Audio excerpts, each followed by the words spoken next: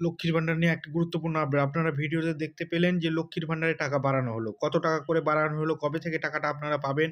অর্থাৎ যাদের ৫০০ টাকা ছিল তাদের ৳১,০০০ করা হলো এবং ৳১,০০০ থেকে ৳১,২০০ করা হলো। সেটা কবে থেকে আপনারা পাবেন এবং এর জন্য কি কিছু করতে হবে সে বিষয় নিয়ে আজকের ভিডিও।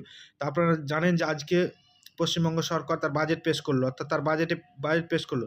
সেখানে বাজেটে লক্ষ্মীর ভাণ্ডার নিয়ে একটি